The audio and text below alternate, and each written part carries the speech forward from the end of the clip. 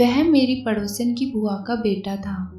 मेरे परिवार के लोग राजेश को टपोरी समझते थे, पर उसी टपोरी ने वह कर दिखाया था जिसके बारे में ना तो मैंने कभी सोचा था, ना परिवार में किसी को उम्मीद थी। आज जब राजेश का फोन आया कि नीलू माँ बनने वाली है, तो मेरे परिवार में खुशी की लहर दौड़ गई। माँ और बाबूजी के साथ मेरे देवर भी तरह तरह के मंसूबे बनाने लगे और मैं सोचने लगी कि इस दुनिया में कितने ऐसे लोग हैं जो जैसे दिखते हैं वैसे अंदर से होते नहीं, और जो बाहर से भोले भाले दिखते हैं स्वभाव से वे भी वैसे हो, ये ज़रूरी नहीं। नीलू मेरी सबसे छोटी ननद है। मेरी आंखों के सामने उसकी बचपन की तस्वीर घूमने लगी और मेरा मन 15 साल पीछे की बातों को याद करने लगा। मैं इस घर में बहू बनकर जब आई थी तब मेरे दोनों देवर व ननद छोटे छोटे थे। मेरे पति सबसे बड़े थे, उनमें व बाकी भाई बहनों में उम्र का काफ़ी फासला था। हमारी शादी के दूसरे दिन ही बुआ सास ने मजाक में कहा था, बहू तुम्हें पता है कि तुम्हारे पति व अन्य बहन भाइयों में उम्र का इतना अंतर क्यों है?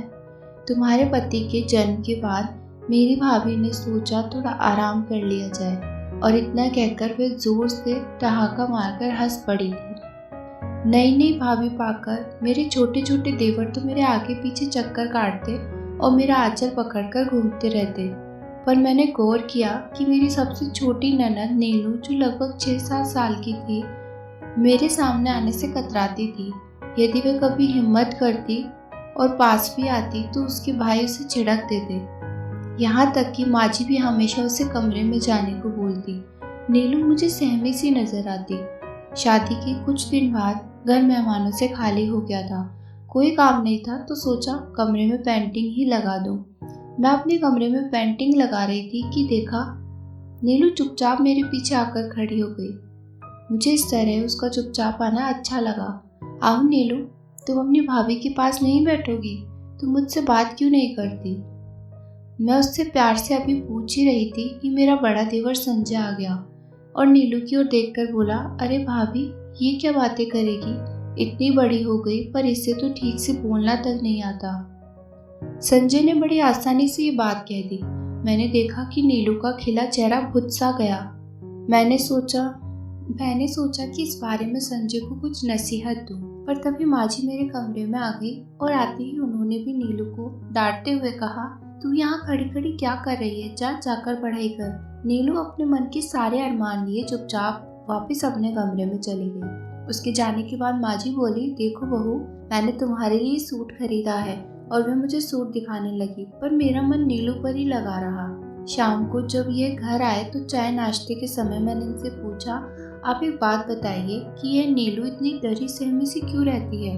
यह गौर से मुझे देखते हुए बताने लगे कि वह साफ साफ बोल नहीं पाती। दरअसल नीलू ने बोलना ही देर से शुरू किया और 6 साल की होने के बावजूद हकलाकर बोलती है। आजकल तो कितनी मेडिकल सुविधाएं हैं, आप नीलू को किसी स्पीच थेरेपिस्ट को क्यों नहीं दिखाती? उस समय उन्होंने मेरी बात हवा में उड़ा दी, पर मैंने मन ही मन सोचा कि खुद नीलू को दिखाने के लिए किसी स्पीच थेरेपिस्ट के पास जाऊं। इस बारे में जब मैंने बाबूजी ने बात की तो उन्होंने भी कोई उत्सुकता नहीं दिखाई, लेकिन उन्होंने सीधे मना भी नहीं किया। अगले हफ्ते में नीलू को शहर की एक लोकप्रिय महिला स्पीच थेरेपिस्ट के पास ले गई।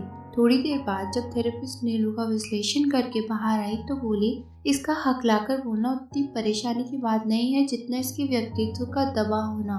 इसे लोगों के सामने आने में घबराहट होती है क्योंकि लोग इसे हकलाने का मजाक उड़ाते हैं। इसी से ये खुलकर नहीं रहती और ना ही बोल पाती। मैं नीलू को लेकर घर चली गई। मैंने निश्चय किया कि नीलू को लेकर बाहर निकला करूंगी, उसे अपने साथ घुमाने ले जाया करूंगी, और उस दिन मैं नीलू पर और ज्यादा ध्यान देने लगी। मैंने नीलू की व्यक्तित्व को निखारने की जैसे कसम भी खा ली थी।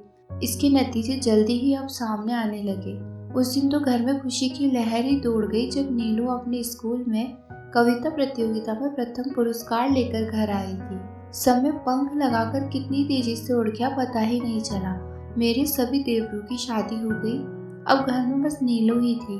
उसने भी एमए कर लिया था। हम लोग उसकी शादी के लिए लड़का देख रहे थे। जल्द ही लड़का भी मिल गया जो डॉक्टर था। परिवार के लोगों ने बड़ी धूमधाम से नीलू की शादी की। शादी के कुछ महीनों बाद तक तो सब कुछ ठीक ठीक चलता रहा। धीरे धीरे मैंने महसूस किया कि नीलू की आवाज़ में खुशी नहीं झलकती। मैंने पूछा पर उसने कुछ नहीं बताया और शादी के केवल 2 साल बाद ही नीलू अकेले मायके वापस आ गई। उसके बुझे चेहरे को देखकर हम सभी परेशान थे।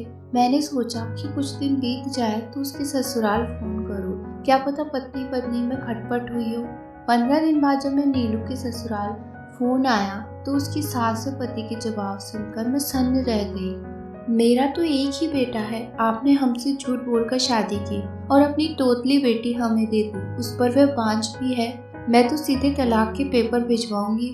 इतना कहकर नीलू की सास ने फोन काट दिया। घर में सन्नाटा छा गया। माँ जी ने मुझे भी कोसना शुरू कर दिया। मैं कहती थी कि ये कभी भी ठीक नहीं होगी, तुम्हारे उस स्पीच थेरेपी जैसे चोचलों से कुछ होने वाला नहीं है। लो देखो, अब रखो अपनी छाती पर इसे जिंदगी भर। मुझे नीलू की सास की बातें सुनकर उतना दुख नहीं हुआ जितना कि अपनी सास की बातों से हुआ। दरअसल नीलू एकदम ठीक हो गई थी, पर नए माहौल में एकाध शक पर थोड़ा अटकती थी, जो कि पता भी नहीं चलता था। पर उसके ससुराल वालों ने उसे कैसे बांझ करार दे दिया, ये बात मेरी समझ में नहीं आई। क्या 2 साल ही पर्याप्त होते किसी स्त्री की मातृत्व क्षमता को नापने के लिए? खैर, बात काफी आगे बढ़ चुकी थी। आखिर तलाक ही हुआ है।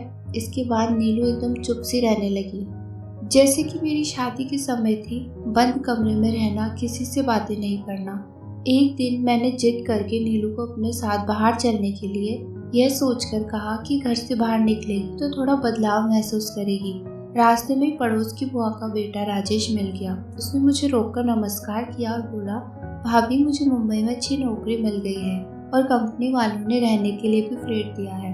किसी दिन मम्मी से मिलने के लिए आप मेरे घर आइए ना। ठीक है भैया, किसी दिन मौका मिला तो आपके घर जरूर आऊंगी। इतना कहकर मैं नीलू के साथ बाजार चली गई। एक दिन मैं बुआ के घर गई। उनका घर परिवार अच्छा था, अपना खुद का कारोबार था। मैंने बातों ही बातों में बुआ से नीलू का जिक्र किया तो वह बोल पड़ी, अरे उस बच्ची की अभी उम्र ही क्या है, कहीं दूसरी शादी करा दे तो ठीक हो जाएगी। लेकिन बुआ, कौन थामेगा उसका हाथ? अब तो उस पर बांझ होने का ठप्पा भी लग गया है। यद्यपि मैंने उसके तमाम मेडिकल चेकअप कराए हैं, पर उसमें कभी कोई कमी नहीं है। इतना कहते कहते मेरा गला जिससे भर गया। मैं कैसा हूँ आपके घर का दामाद बनने के लिए? राजेश बोला। मैंने उसे डांट दिया कि ये मजाक का वक्त नहीं है। भाभी, मैं मजाक नहीं, सच कह रहा हूँ। मैं नीलू का हाथ थामने के लिए तैयार हूँ, बशर्ते आप लोगों को ये रिश्ता मंजूर हो। मेरा मुंह आश्चर्य से खुला का खुला रह गया। आश्चर्य से मैं बुआ की ओर पलटी तो मुझे लगा कि उन्हें भी राजेश से ये उम्मीद नहीं थी। थोड़ी देर रुककर वह बोली, मैं घूम घूम कर समाज सेवा करती हूँ और जब अपने घर की बारी आई तो पीछे क्यों हटूं? फिर जब राजेश को कोई ऐतराज नहीं तो मुझे क्यों होगा? राजेश मेरी ओर मुड़कर बोला, भाभी, जहाँ तक बच्चे की बात है तो इस दुनिया में सैकड़ों बच्चे अनाथ पड़े हैं। उन्हीं में से किसी को अपने घर ले आएंगे और उसे अपना बच्चा बनाकर पालेंगे। राजेश के मुंह से ऐसी बातें सुनकर मुझे सहसा विश्वास ही नहीं हुआ। जिसकी पहचान हम उसके पहनावे से करते रहे, वे तो बिल्कुल अलग ही निकला। और जो सूट टाई के साथ जेंटलमैन बन घूमते थे, वे कितने खोखले निकले। मेरे मन से राजेश के लिए सैकड़ों दुआएं निकल पड़ी। मेरा रोम रोम पुलकित उठा। मुझे टपोरी ड्रेस में भी राजेश किसी राजकुमार की तरह लग रहा था।